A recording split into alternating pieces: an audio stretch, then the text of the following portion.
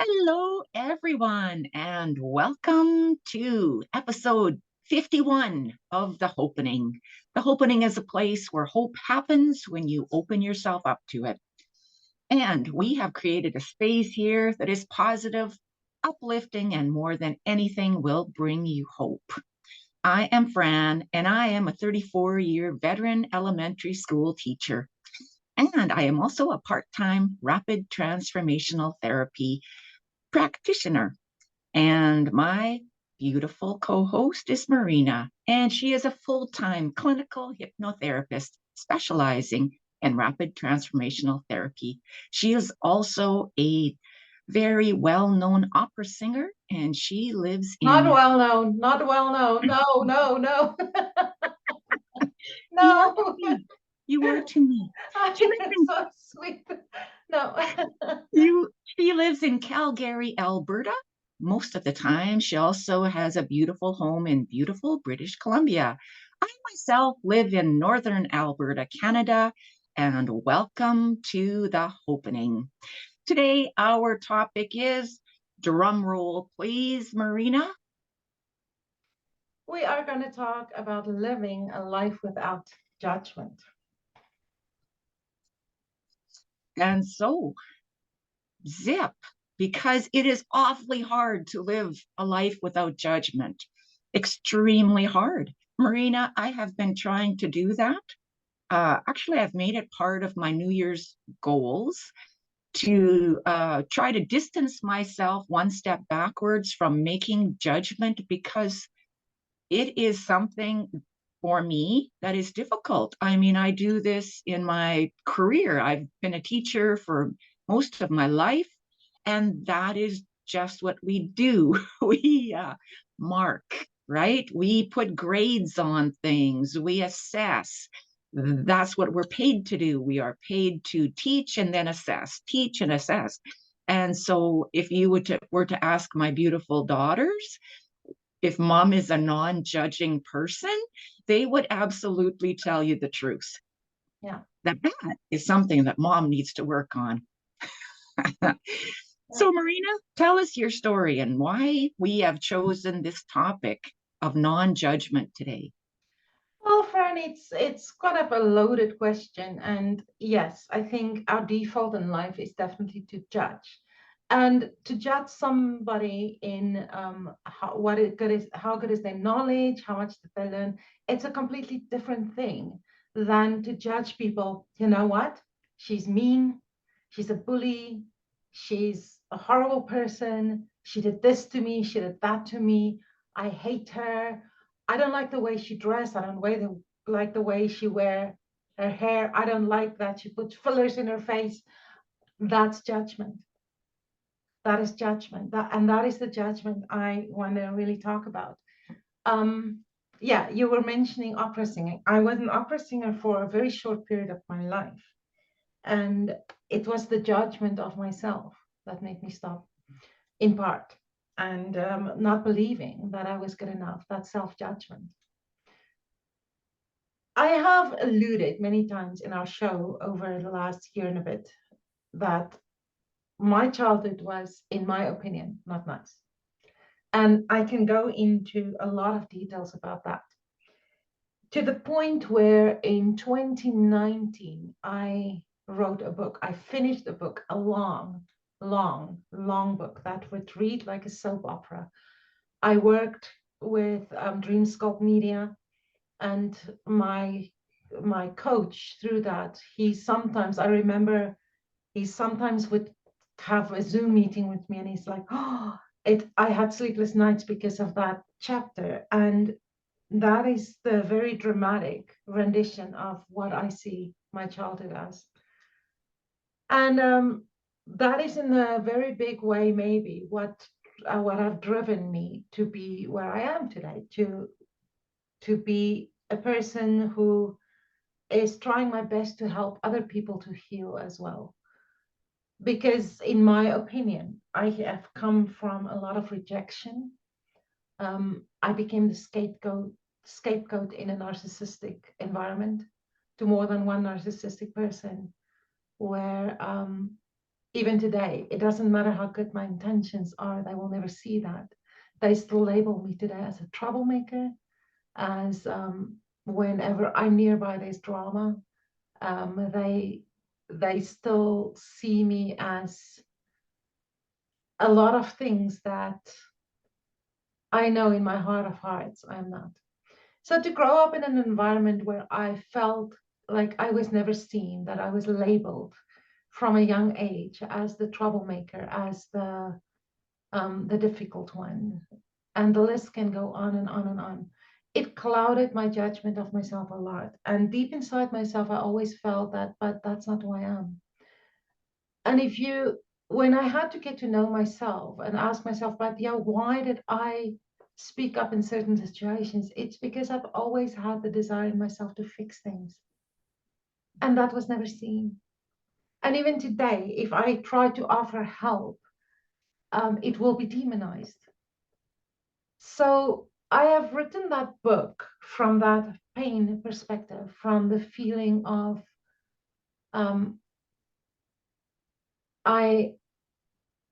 poor me. A lot of shocking events that happened in a very dramatic and, in a sense, traumatic childhood. An event that, if anybody who watches this who grew up with me may be shocked to hear that I felt that way, because it was masked so well. It was hidden so masterfully. But I was the one who started to speak up. I was the one who wanted to get healing. I didn't want to keep on doing what we were doing. It was so painful. And because of that, I was rejected. I was demonized.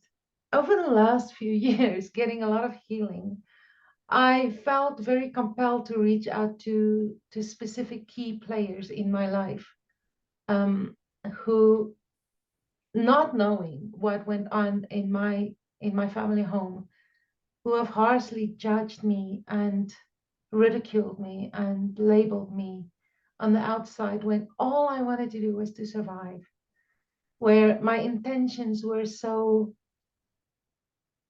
nothing but love, and it was never seen. And the one was singing opera in Bloemfontein. Actually, two of them were at the same incident where I got sick. And I was young, I was still living at home. I got bronchitis and I had absolutely no voice. I was coughing my lungs out. And we were in a production of Camelot. I was in the choir and I had no voice. The producer or the director at that point said, "You don't take time off. I don't care if you're half dead. You don't take time off." Well, unfortunately, I got really, really sick, and maybe it was very psychological.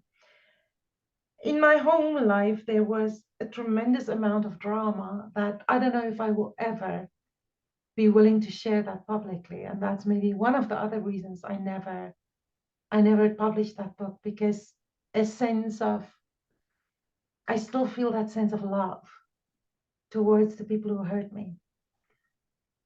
Really trying to make life for my mom specifically better, but being thrown under the bus. So getting sick was maybe in a psychological way, my way of escaping, not having to face reality. I suffered from depression. Suicidal depression. I didn't want to live. And so I was singing opera, and opera singing was not just opera, but singing in total was one of my biggest gifts. It was one of the things that kept me going. I had a talent. And being at the opera house, playing a role that was so far removed from anything I experienced at home, was one of the biggest gifts that life has given me. So when I got sick and I got bronchitis, and I ended up seeing my doctor, and my doctor said, "You are not going singing." And saying that if you refuse to listen to me, I will have you admitted in the hospital. And he knew my life, And I said to him, but I cannot be at home. I just cannot do that. And he said, then go sit in the park. And I had a boyfriend at that point, and he had a work event in a park. And Bloemfontein is not a big city. And I was lying on the lawn and under the blanket. And this was, I think it was a weekend. We were in rehearsal. We were not in production. We were in rehearsal. And I had no voice. But I wasn't home. It broke my heart a little bit that I was not at opera. And the next Monday, when I walked into the opera house and I walked into the dressing room, I could literally hear gasps go up. And the verbal, oh, she's here, you know, that whispering. And nobody said hello to me. Nobody. They treated me as if the cat dragged me in. And I ended up sitting there, and that same, today I recognize that as the physical response if you had PTSD, because I was in trouble so much at home. I had exactly that same response. It's like the racing of the heart, cold sweats, almost difficulty breathing. And there was one lady when everybody else left to go to it's almost the moment I showed up, everybody left to go to the warm-up room. And the one lady stayed behind. She said, wait. She said, what happened? I said, what do you mean, what happened? She said, somebody saw you in a park on the weekend and came and told management that you're not really sick, you're pretending. I still didn't have a voice, but I was there. At least I didn't have fever anymore. And I said, listen to me. And she said, well, there's going to be trouble. So I go into the warm-up room, and the place where I normally would sit was taken by somebody else. So I had to kind of sit in the outskirts. And I just felt so broken. I traumatized. But you know what? Throughout my life, the one thing that I have learned, and my mom would say this very frequently, is lift up your head. So I lifted up my head, shrugged my shoulders, and I went and I sang. Went through the first act, and we had intermission. It was just rehearsal. So when we had our break, the intercom went on, and it was the head of some administrative person in there. And he said, can Marina Theron please come and see me in my office? And everybody in the dressing room went like, oh, yeah, like, yes, there you go. She's getting it now. And I went to his office, and he did not want to hear what I had to say. He did not want to give me the time of day. He did not care. And he said to me, I will make personally sure that you will never in your life sing in this opera house again. It crushed my dreams. It it was, yeah, and I felt extremely alone. I felt like nobody ever in my life believed me. And then I went back to the dressing room, and there's a next announcement. Can Marina Theron please come see me in the green room? And it's the guy who was the head of the opera choir. And he did exactly the same. And by then I snapped. I completely broke. And I said to him, you've no idea what's going on in my life. Who are you to judge me? And I turned around and I went home and I resigned. This was my last production in the choir. I went back and I auditioned to sing. There was a solo concert, and I was selected for that. And that I had a solo performance in that opera house. But I never sang opera there again. Mm-hmm. In going through everything I did in the last few years and the healing that I got, I went and I contacted both these men. And I wrote each of them a letter, and I said that this has hurt me so much. And I just want to say that I forgive you. And both of them were so gracious towards me and so amazing. And in that is a tremendous healing. But how can I sit here today and say I don't judge? And I've learned, Fran, that if I look at any person in my life today who has hurt me, whether it is my family or whether it is my ex-husband, and I look at them through the eyes of forgiveness, if I extend the grace to them that I wanted for myself all my life, it doesn't matter anymore. Recently I've joined the Gabby Bernstein Manifestation Challenge, and that put me on a complete new awareness. And a lot of her message, if you go deeper, and I ended up buying 3 of her books, and I'm still binge read them. And the book, the universe has your back. There's a lot in there about if you judge people, you also judge yourself. If you judge people, you also stop your own growth. And I'm very blessed today that, and I think that is my biggest attraction to Wayne, was when we were still friends, when one day he turned to me and he said to me, Marina, I see you. Mm. And I felt it. And I felt for the first time in my life that somebody saw me, not through the lens of what other people has painted of me, but through who I really am.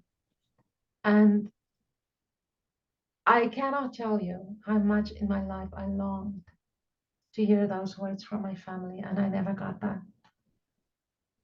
And today, to be in a situation where I'm not really in contact with most of them, but to be in a situation of I really can only think of them in love and compassion and understanding. Because hurt people hurt people. Mhm. And who am I to judge their pain? Who am I to judge that they could never understand me? Who am I to judge them?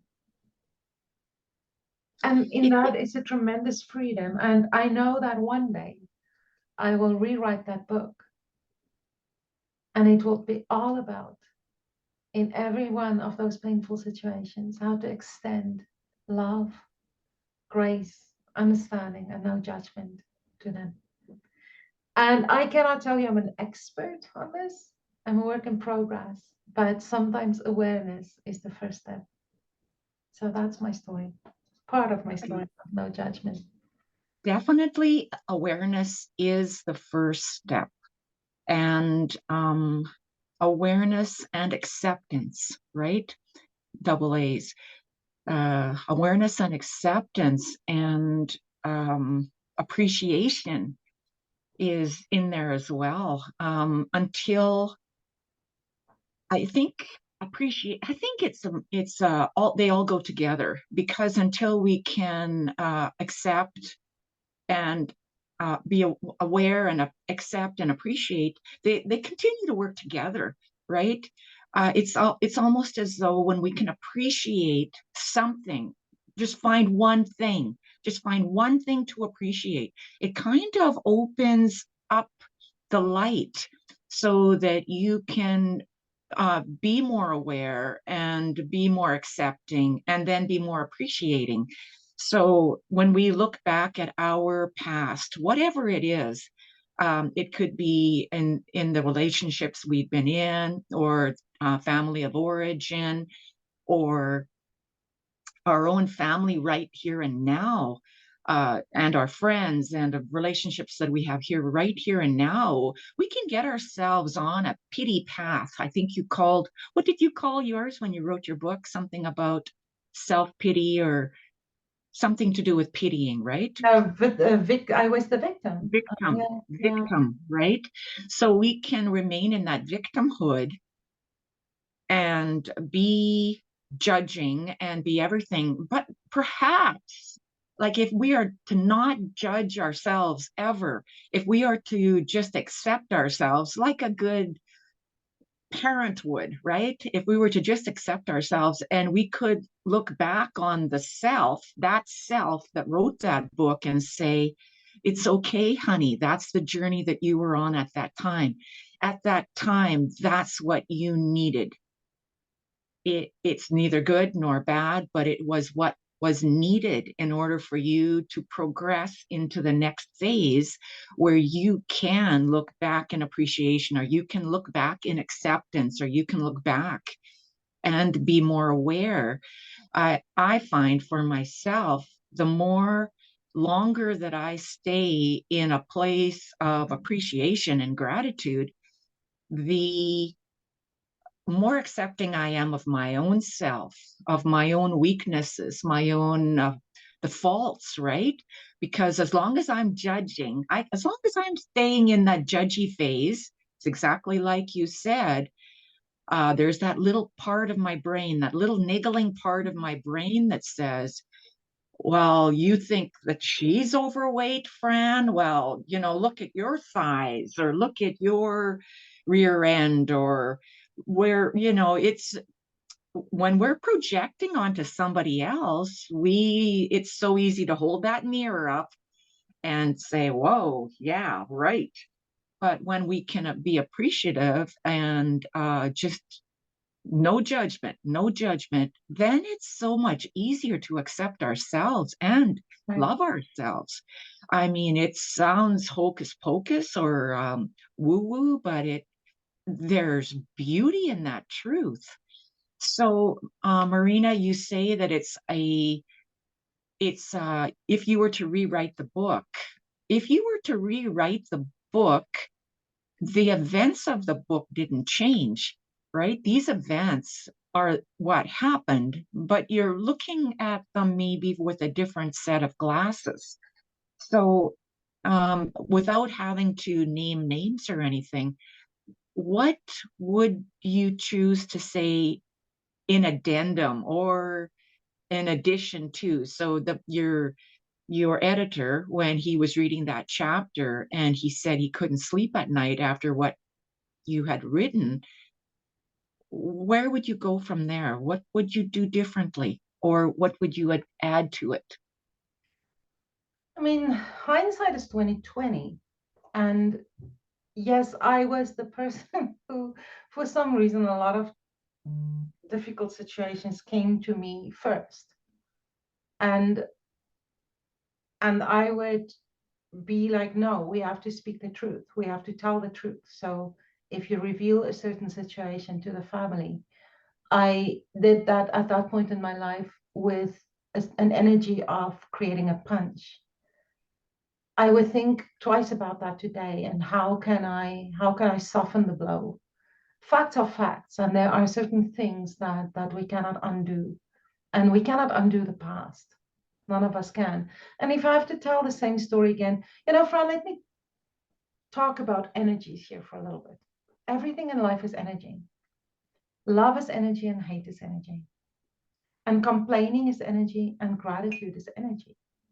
And being a victim is energy, and being a thriver, I don't even want to say survivor, a thriver is energy. And if you live your life in being drawn back, gossip is energy. Complaining about somebody's energy. And if you can live your life free of that, miracles start to happen. And because I do a lot of coaching, I have a lot of coaching clients, they ask me this a lot. You manifest things in your life. How can I manifest things in my life? And it's fascinating for me to do this Gabby Bernstein 21-day challenge, because it's all in line. Gratitude. Write down what you want and then visualize it and give gratitude, and don't let yourself fall into the trap of that negative energy again. Somebody else that I've done some courses with said that, where are you leaking your energy? And I always described it, if you are floating in a river and that river is taking you exactly where you want to be in your life, what is stopping it? Why are people stuck? And if you really go look at that, self-judgment is a big one. I'm not good enough. the negative words you say about yourself. I'm too fat, I'm too ugly, I cannot make a success of anything, I am stupid, I name it, it's there. So if you then go into what makes that accelerate, it's get healing to the point where you do not see that anymore. A lot of the work that I do, and I think this is part of my own healing, goes into that place where you find your soul, where you experience who God or the universe or source, whatever you believe, intended you to be. Go into that place. Identify who are you really before you were born into a family, into a life that redefined you. What is your essence? Who is your essence? And then imagine that that's a new pair of glasses that you look through. Then you go and put those glasses on now. And if you feel, wow, I am love, I'm really love. Doesn't matter what religion you are in or from or not religious. If you have any spiritual concept, you know God is love. And if you can feel that love within you and you then put those glasses on and you go and you look at the person who has hurt you. Let's take those two men at the Bloemfontein, it was called Sikhoffs, Pakoffs. Let's look at them. When the one wrote back to me, he said to me, I am so sorry. I tried my best to navigate that production with an alcoholic director. And I was always in trouble and I was always screamed at, and I reflected that on you. The understanding, the compassion, and the love that I could extend to him. We had a couple of exchanges. I send him so much love today. And in a sense, gratitude that he tried his best to protect us as an opera company from that little tidbit so that we still could respect that director enough to work with him. And then the other person, look at him, give him the understanding and compassion that he only acted from a place where he was at. And at the end of the day, detach from, oh my gosh, people were so mean to me. That was only a reflection of themselves and what they were going through. There's always a bigger picture. And if you put those glasses of love on and you can see the bigger picture, everything changes. And today I choose to look at my family and even the rejection and give them understanding, because I'm not perfect. Yes, I was the challenging child. From the moment I was born, I was colicky, I was screaming, I was difficult. But you know what? I give gratitude to that because of that, I know what love is. I know what success is. I know what hard work is. I know what forgiveness is. I give gratitude to that. And I look at them today and there's only love in my heart. I am still in a place where I'm not willing to open the door. And maybe that will change. I don't know. I also learned to never say never. But I'm not in pain anymore. I'm not. And that realization that at the end of the day, that moment of discovery, who you are when you stand alone before God or Source, who you are then, that's really all that matters. And if you can bring that energy into your life today, everything looks different. Now, with judgment, here's where I'm challenged. Politics. Opinions. Social media. I have to work exceptionally hard at not going into, for example, even in my neighborhood, people would put on social media an opinion, oh, this happened at my house. And then somebody would start to say, oh, it's because of this. And it's always because of that fear-based narrative. And then I would get angry. And I have, this is my trap. This is my trap today, to not judge politicians, doesn't matter who they are. This is my biggest trap, to not express that hatred and opinion or call their names. And that is my biggest trap.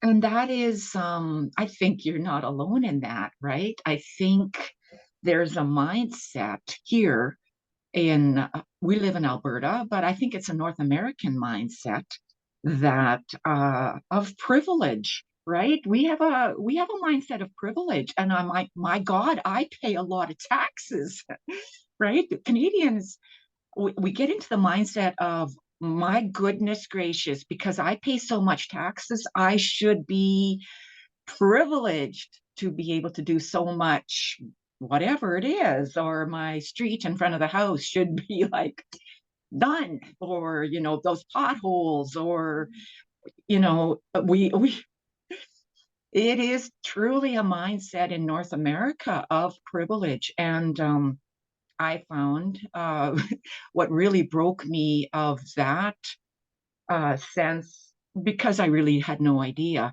how the rest of the world lives, was to do traveling, right?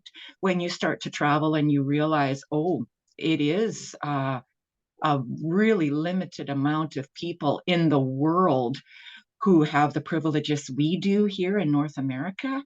It tend to uh, tone down my bit of judginess about how entitled I should be.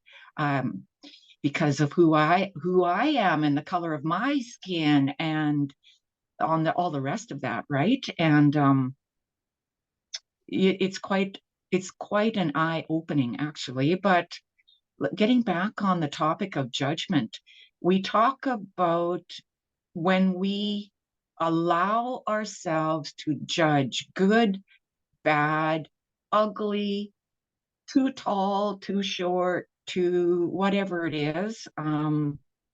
We do become so much more aware of our own faults. And in our own faults, then we start, doing the fillers, right? The fillers on the face, or changing the hair, or if I just had a new wardrobe of clothes, or maybe it's the car that I drive, or maybe it's the fact that I only live in a house with this many square feet, and if I only lived in a house that much bigger, or that I had that view outside my window, or if I didn't live in this neighborhood, my life would be so much better. And we become so enmeshed in that attitude of just a little bit more. If I could just have a little bit more of that, a little bit nip and tuck and whatever, I would be so much happier. And I have found over the course of several years that that's a self-defeating attitude, right? Because there's never enough. If we feel like we're not enough and we need to have more of, then we are never going to be enough. Nothing will ever satisfy the hole inside of us that seems to only be filled when you fill it with the love, appreciation, Oh, love, good blessings, good energy, whatever we choose to call it. It needs to be filled with love. And some people will say it needs to be filled with God. It needs to be filled with the sacred, right? Rather than the secular.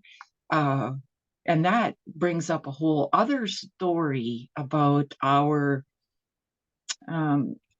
it's about the good versus evil. What is good? What is evil? How are we to know what is right? What is wrong?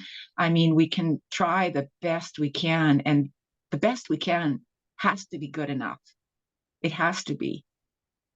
So when we are aware, when we can accept ourselves, when we can be appreciative, that's the beginning of the journey. I think that's where we all need to be. no, I don't think any single person watching you and me are going to come from a complete non-believing background. I think anybody who's here who is subscribing to the whole notion of hope does that because there is an awareness that there's more out there. And from that premise in everything I do, it's always the healing of the soul, the recognition of the soul, the remembering of who you really are.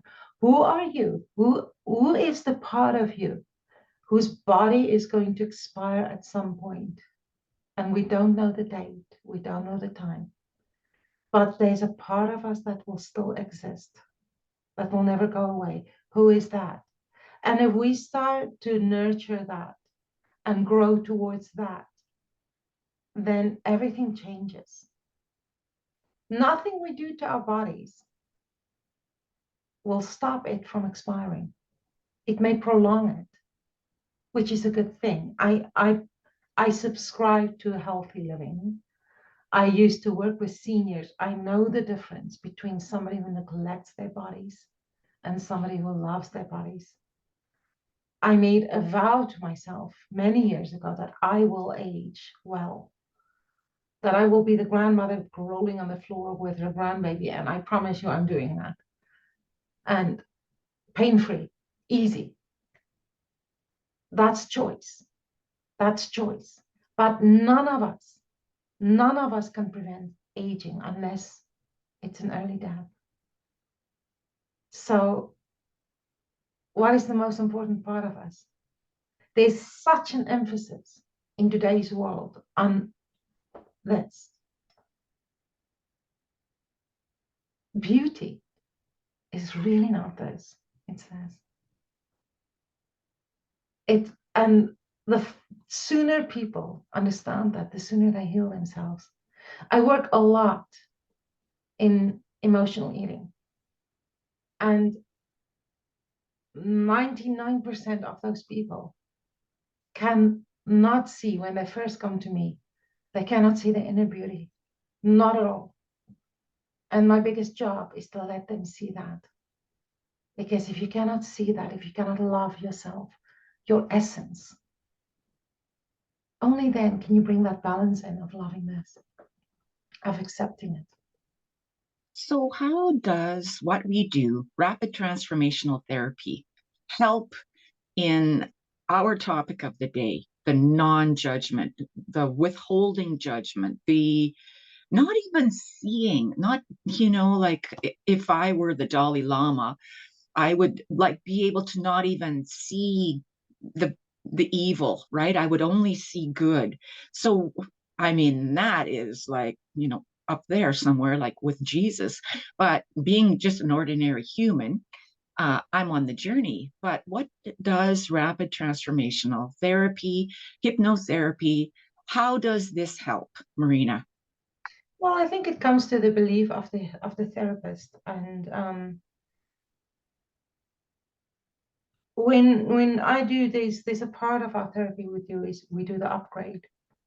And we normally do the upgrade of the child because the child is the one that has been hurt 99% of the time.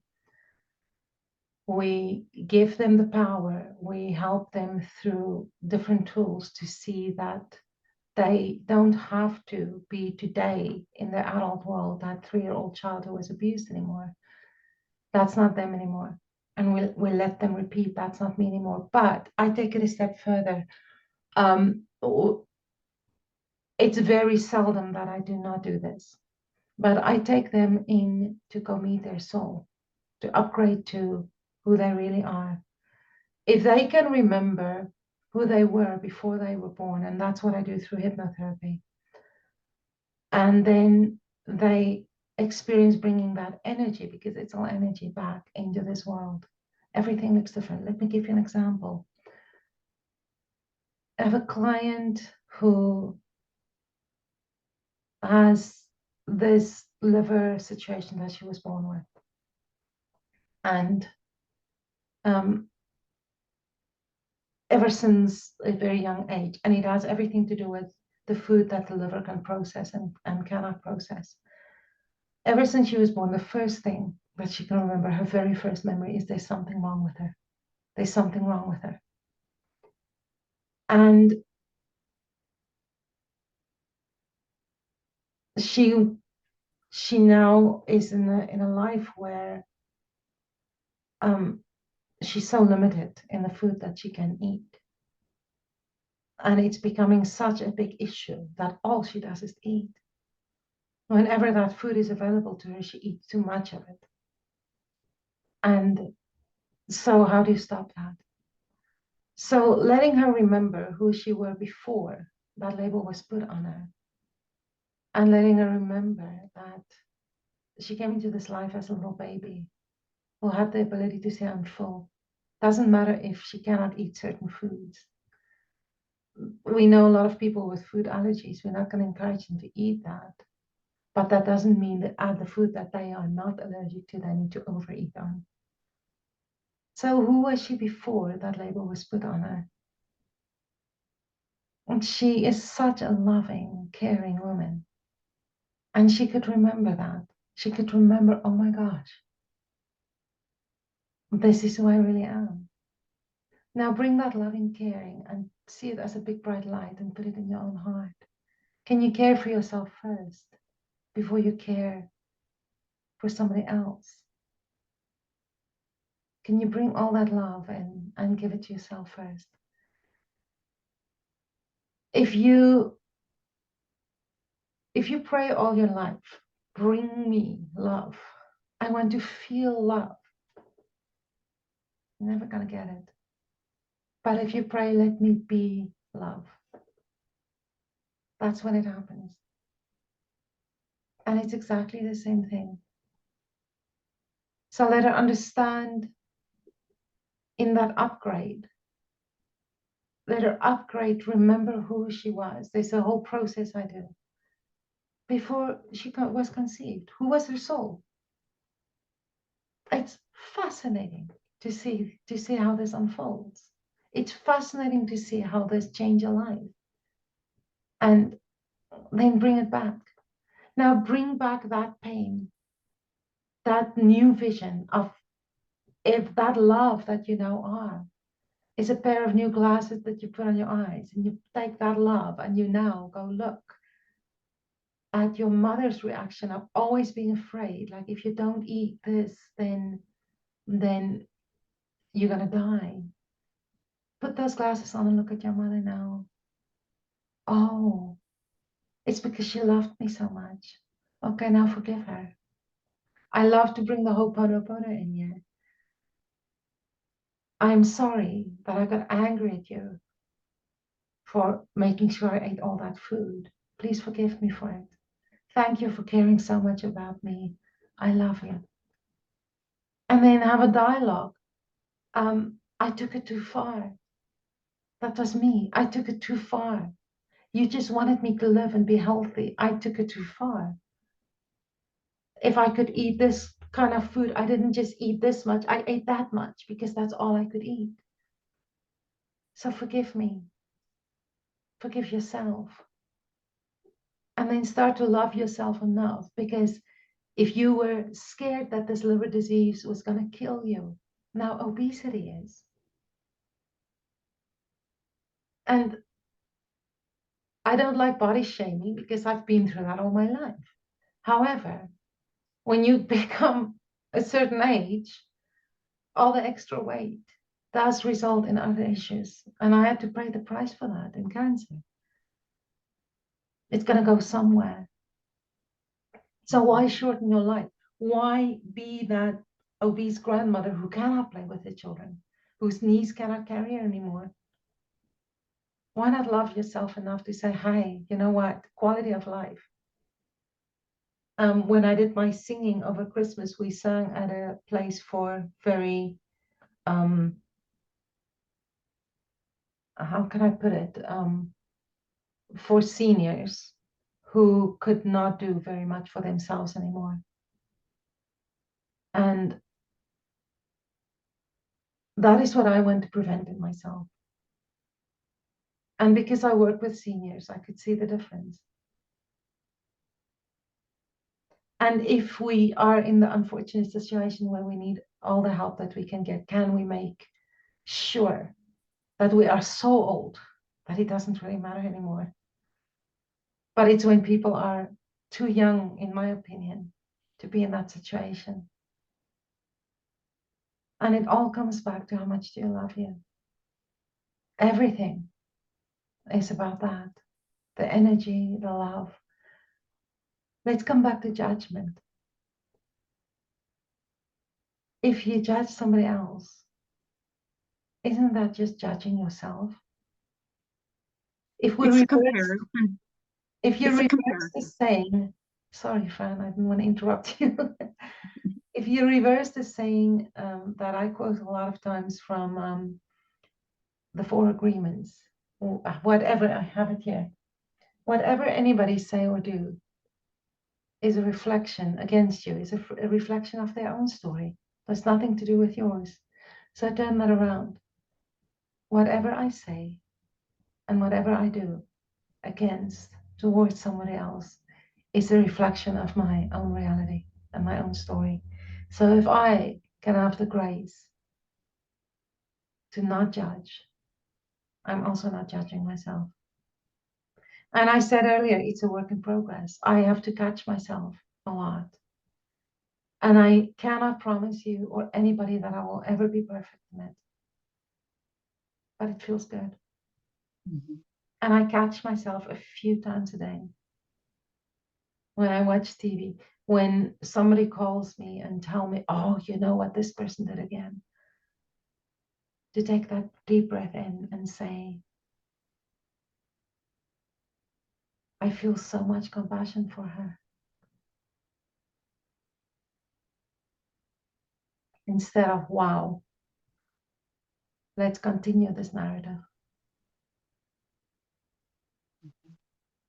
And Yeah. even to say, let's take a moment and just send her all the love that we can. That's such a different energy. Yeah. I've actually used that sometimes, you know, the tattletailer for on the playground with students, right? Those kids that are perpetual tattletalers. Mm-hmm. I started to use that brilliant, it's actually brilliant thing where let's just pray for her. Let's just pray for that person who's, you know, whatever it is that that person is doing, that obviously you're tattletaling on that person again, because that's what you do. Let's just pray for that other person. And, you know, it kind of shuts that down Right. pretty quick. Now, So Fran, if you've got, you work in a religious school, so you I have do. that freedom to do that, and a lot of people don't today. So Mm-hmm. if you don't have that religious freedom to say, let's pray for her, I mean, then you have to think creatively of other ways to incorporate that. Mm-hmm. And I think what you just said about let's think good thoughts, let's be compassionate, it will shut that type of gossip down as well. And but we all, it's a work in progress, and it's sometimes depending on where what kind of a space we're in, it's not going to be our first go-to, right? It's not going to be. And I think that with mindfulness, just like you said, just taking some time to stop and breathe, put those shoulders down, and just wait time. If you give yourself time, it'll come to you. The So the important. um, the important message will come to you about how to handle most situations. It really will, if we just give grace time to work in us so that it can shine through us, right? The changing of the energy again. So if, for example, if somebody explodes to you, and then you immediately respond with, why are you so mean? Mm. What if you don't? What if you say, excuse me? What if you go to your car and put a happy song on or a short meditation and you breathe and you go back to this person and say, I hope you feel better. I love you.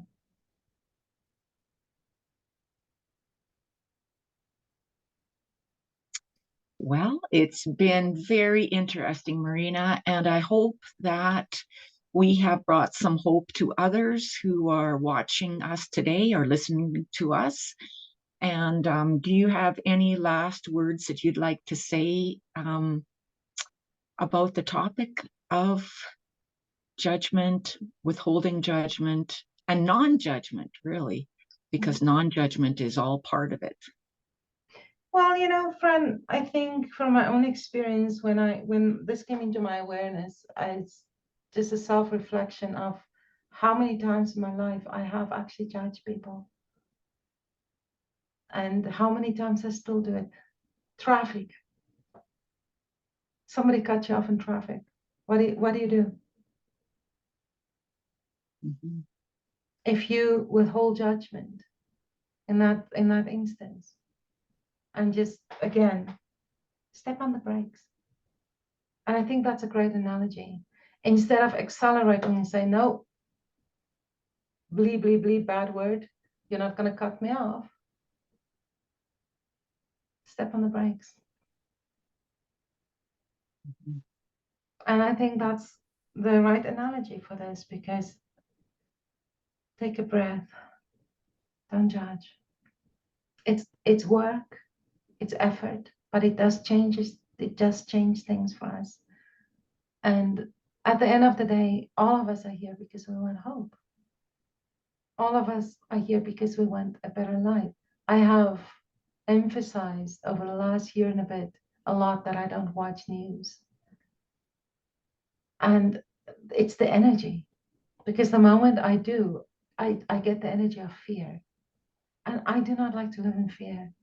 And it's not as if I am burying my head in the sand. I still get the news headlines in an email. So if there's a world event that I'm supposed to be aware of, I am. I'm connected on social media. Sometimes I could see somebody starting to talk about something, and then I would read up on it.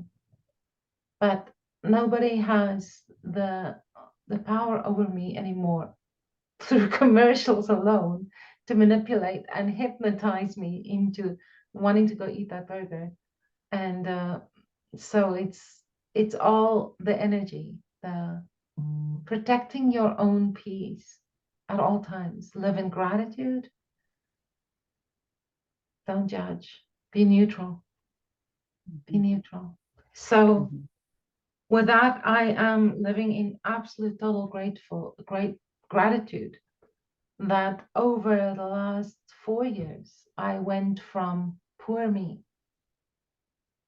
to I'm just sending them so much love and understanding. And I feel it.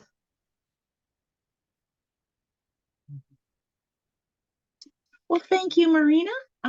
It's been wonderful to hear your story, to hear your background, to hear how you journeyed through um, the, the pain, right? How you journeyed through the pain and came out the other side as light. And we can see that it surrounds you, that light surrounds you, and you are a beacon to others. So I thank you for that.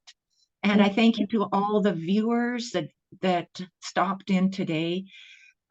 If you liked our what we had to say, please subscribe.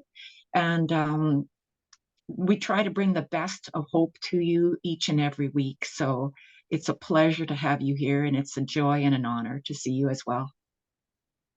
Thank you to you as well, Fran, and always being here and all the hope you bring to the world as well. Love you. Thank you. Love you too.